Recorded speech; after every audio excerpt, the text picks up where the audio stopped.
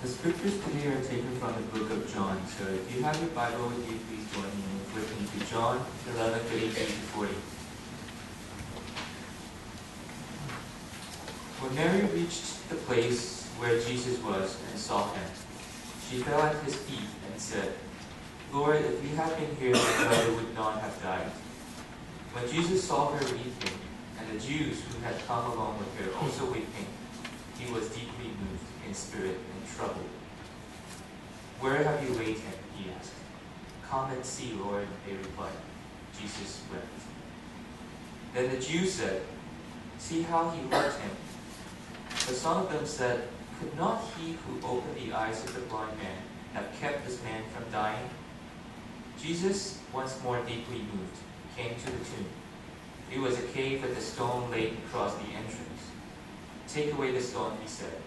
"But Lord," said Martha, the sister of the dead man, "by this time there is a bad odor, for he has been there 4 days."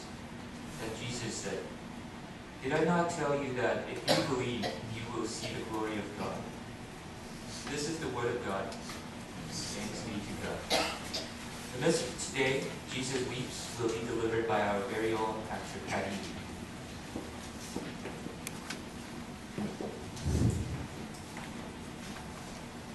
Good morning.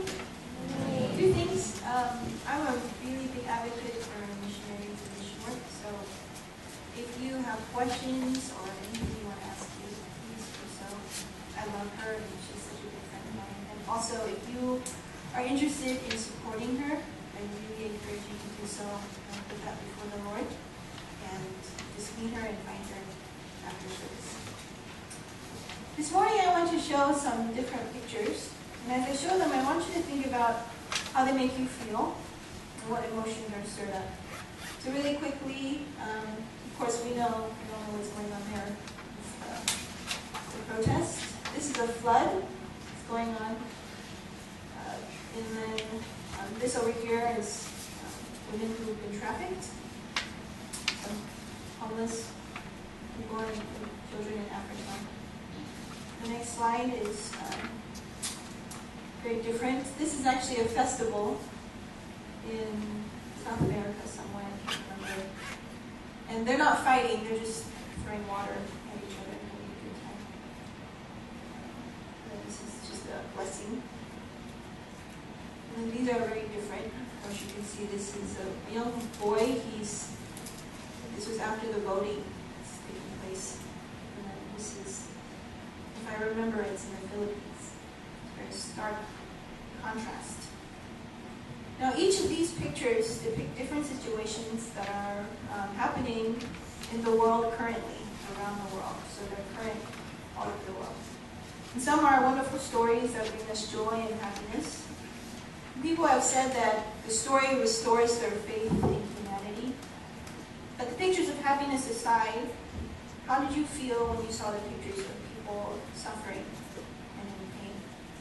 Did you feel uncomfortable? Did you feel pity?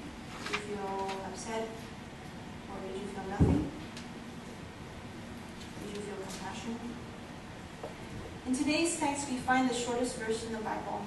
Jesus wept. But for all its grammatical simplicity, it's packed with unfathomable complexity. I believe it reveals a few different things, and today I will be sharing with you what they are. The bulk of the sermon focusing on compassion. But let us just pray. Holy Father God, we thank you for this time, and I just pray that your Spirit would be with us as we look through your text, and I pray that your Spirit would flow through me, and that you would continue to lead us and show compassion to surround us while sharing your love, the gospel to them. In your Son's name we pray. Amen. So we know from today's scripture that Lazarus, a dear friend of Jesus, has died. Jesus went to meet Mary and Martha at his tomb. Lazarus died because he was critically ill. We read in the previous verses to today's scripture reading that Mary and Martha had sent an urgent message to Jesus, expecting that he would immediately come and heal Lazarus. So the sisters sent word to Jesus. This is from John. Lord, the one you love is sick." When he heard this, Jesus said, "This sickness will not end in death.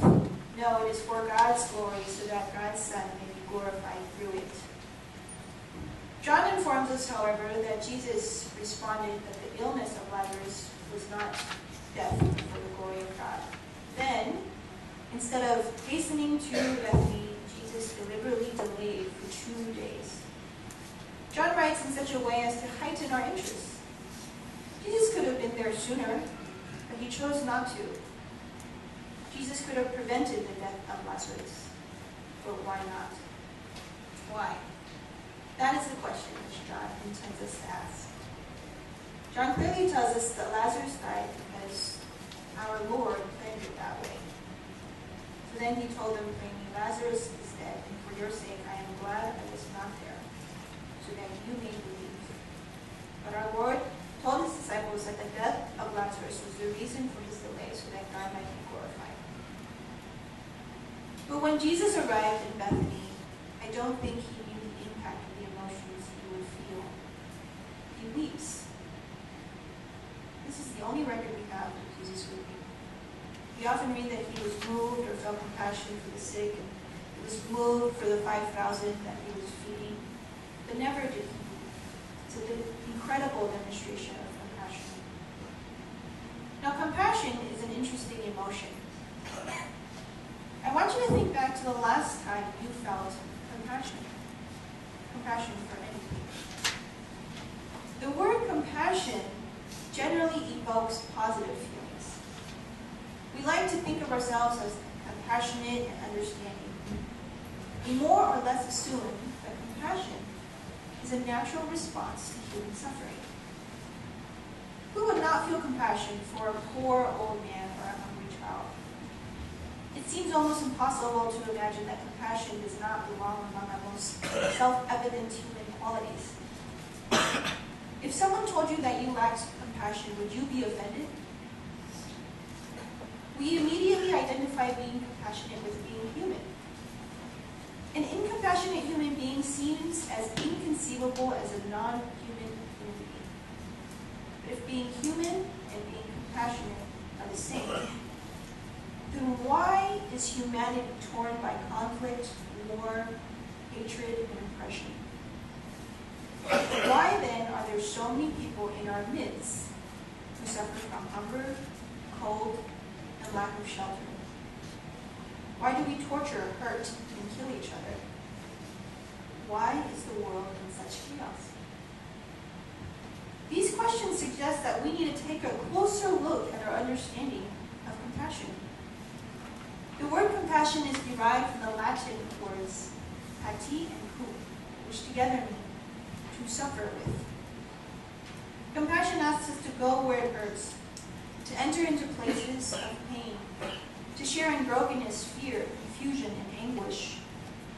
Compassion means full immersion in the condition of being human. When we look at compassion this way, it becomes clear that something more is involved than a general kindness or tender-heartedness. It is not surprising that compassion, understood as suffering with, often evokes in us a deep resistance or even protest. Compassion in this sense is not something that we are attracted to at all. You may disagree, but let me give you an example. I have a friend serving in Thailand right now.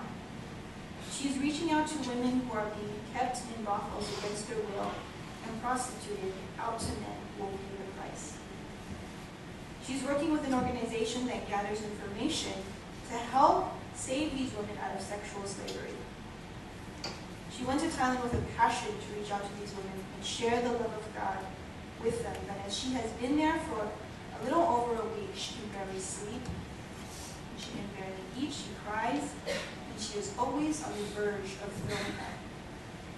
She goes to these brothels and bars and watches men take their pick from a group of women who are kept behind a glass room to ensure they don't run away.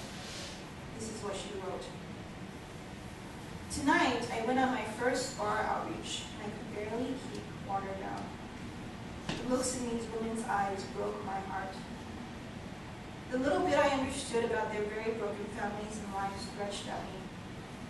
All I could do was pray that God's love was evident in my smile. I can't put this kindly. I am ashamed today to be a foreigner, disgusted of my race as I watch many men walk by choosing whom they think to rape. I just want to share briefly that sexual slavery and modern-day slavery is a huge, real problem in the world. That along with many other things, we are surrounded by pain, suffering, injustice, and yet we go home after church eating our and relax. The chaos around the world doesn't move us anymore. Have we become numb to suffering? Do we even know what compassion feels like? How many of you would raise your hand today and go to these places and have compassion for these people? Not just for a visit, but to live there. I'm not asking you to go and preach the gospel, give money, or provide a warm meal, but just go and show compassion to them. Compassion, as I shared, is suffering with them. I'm asking you to suffer, meaning that, like my friend, you go in their midst, listen, you comfort, and sometimes you just sit. Maybe then compassion is not as natural as you think. How many of you have become uncomfortable when someone is crying? I get uncomfortable. Sometimes I just want to leave the room. How many of you are indifferent when you watch the suffering and pain in the world on the news? We are pain avoiders, and we often consider anyone who feels attracted to suffering abnormal, or at the very least, unusual. Compassion, thus, is not a natural phenomenon as it might first appear. When do we receive real comfort and consolation? What usually really counts is that in the moment of pain and suffering, someone stays with us. It's not about what is given or provided. It's more about when someone says, I'm with you and I will not leave you in this suffering. But the good news is that God is a compassionate God. He has chosen to be God with us. God came to share our lives in solidarity. It does not mean that God solves our problems, shows us a way out of our confusion, or offers answers for our many questions. I mean, He might do that. But more than that, He is willing to enter with us into our problems, confusion, and suffering. As we see here with Jesus, He simply wept. Mary and Martha, the Jews following them, were also weeping. And He was so deeply moved and greatly troubled, which we'll talk about later. He was so moved by their love for Lazarus in their mourning that He wept. The incredible act of Jesus shows us a much deeper compassion. It might seem natural that Jesus wept, but Jesus had come to Bethany to raise Lazarus from the dead. He knew that in a few short minutes, all the weeping would turn to astonished joy, and then tearful laughter, and then worship. One would think that Jesus would be confident, joyful, calm in that storm of sorrow, but He wept. One simple reason, the deep compassion that Jesus felt for those who were suffering. It is true that Jesus let Lazarus die. He delayed coming, and He did not seek healing from a distance like He did for the centurion servant. His reasons were good and merciful and glorious. But this did not mean Jesus took the suffering He caused lightly. For He does not willingly afflict or grieve the children of men by temptations. Even though Jesus always chooses what will ultimately bring His Father the most glory, and sometimes, as in Lazarus' case, it requires affliction and grief, He does not take delight in the affliction and grief itself. No, Jesus is sympathetic. And as the image of the invisible God in Jesus at the tomb of Lazarus, we get a glimpse of how the Father feels over the affliction and grief His children experience. Jesus was sent to this world for many reasons, but one reason that always takes my breath away is His purpose to suffer with us. His name in Emmanuel means God with us. This Emmanuel is close, a God whom we call our refuge, our stronghold, our wisdom, and even more intimately, our shepherd, our love. We will never really know God as a compassionate God if we do not understand with our heart and mind that He lived among us. Now let us turn our attention to why Jesus was greatly troubled. I think there are two reasons why Jesus was greatly troubled. The first one was about the calamity of sin. Sin has caused most all the pain and destruction in the world. Jonas asked me an interesting question this past week. He asked, did corruption create poverty, or did poverty create corruption? Now, I have my answer, but think about both those examples. Whether or not you agree with me, I believe that sin birthed both corruption and poverty. Poverty came about because of the greedy and the rich. Corruption came about because of the greedy and the rich. Both are victims of sin, and in this case, it's greed. If you think about all the suffering and the pain in the world, it usually is because of some type of sin. When someone is tortured, sin is being committed against them. When a mother decides to go to a casino and gamble all her money away while her children starve, the suffering is caused by sin as well. When someone dies, death is sin's greatest victory. As God the Son, who had come into the world to destroy the devil's work, Jesus was about to deliver death its death blow. As I mentioned before, we know from the creation story that death was not a part of God's original plan. Adam and Eve were created to live in the garden with God forever. Human sin brought human death. Imagine the horror and fear that must have gripped Adam and Eve when their deaths would be imminent. But imagine more God's grief that was caused by sin, and also the wages of sin, which is death. And ever since the fall of Adam and Eve, God had endured sin's horrific destruction. He has to watch all His creation, everyone He has ever created on earth, die because of our human sin. Death has consumed almost every human being He has created. He had taken Lazarus, and it would take him again before it was all over. By raising Lazarus from the dead, it brought God glory, but ultimately Lazarus would die again, and sin would win again. Jesus would have to experience death, but not just any death, death on the cross. Tears and anger and longing were mixed with Jesus' tears of grief. The second reason for feeling troubled was the cost that He was about to pay to purchase not only Lazarus' short-term resurrection, but His everlasting life. Cost of redemption. The cross was just days away, and no one really knew the inner distress Jesus was experiencing. From Luke 12:50, Jesus says, I have a baptism to be baptized with. How great is my distress until it's accomplished. Lazarus' resurrection would look and be experienced by Lazarus and everyone else as a gift of grace, but it was not free. Free to each of us, true, but the cost we should have paid was paid by one person. The cost each of us, Jesus was going to die a horrific death to purchase this grace for us. And the most horrific part was not crucifixion. As unimaginable as that alone would have been, He was dreading His Father's wrath. We know that God hates sin. God is angered by sin. And in order to atone for the sin we commit in this life, we die and experience God's wrath. Jesus, who had never known sin, was about to become Lazarus' sin and the sin of all who had or would believe in Him, so that in Him they would all become the righteousness of God.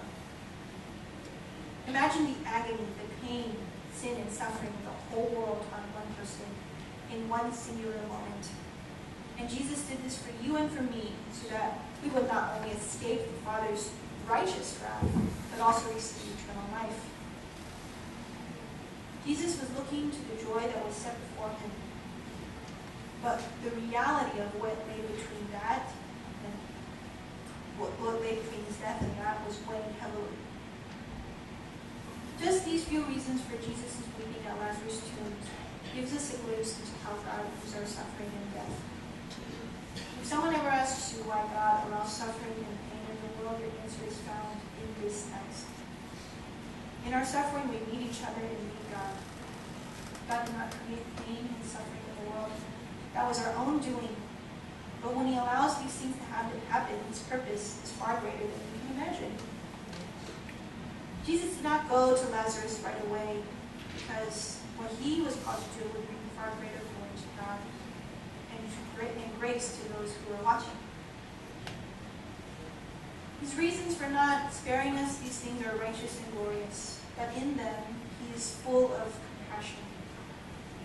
As Psalm 103:13 says, "As the Father so shows compassion to his children, so the Lord shows compassion to those who fear him." He hates the calamity of sin, the calamity sin brings, and he himself has suffered more than we will ever know in order to pay the full cost of our eternal redemption. Weeping may tarry for the night, but joy comes with the morning, Psalm 35. And when the morning comes, death shall be no more, neither shall there be mourning, no crying, nor pain anymore. I often wonder if Jesus knew at a very young age that the price he would have to pay. Can you imagine carrying the weight around with you? How could we have compassion on him when we barely have compassion on each other? And yet Jesus, through this heavy burden, still has compassion on those weeping around him. He has compassion on the sick and the broken. He wept and was moved by those who were weeping, even though he knew that his next act would be great joy and grace. Often when I approach a difficult situation, I come prepared to help this person see joy and goodness. I don't want them to be sad anymore. And so I just want to cheer them up. We always want to cheer people up. But as we see here, compassion is not cheering people up or giving them the answers, but being with them in their pain, experiencing their pain. Sometimes it isn't even a painful situation, but it might be that someone makes you uncomfortable or is different than you. Try to have compassion on them as God has compassion on them. We don't always realize the totality of our sin. Maybe you feel like you don't have the emotional space or time to be compassionate towards others. But if there is one thing we should take away from today, is that Jesus, even preparing for his death, was compassionate when it seemed unnecessary. We should weep for the world and the pain, suffering, and death that is caused. We must give compassion its time, and we should mourn in the world, because when we don't, we will never truly understand the intimacy that is God, the deep love he has for us. Let's pray.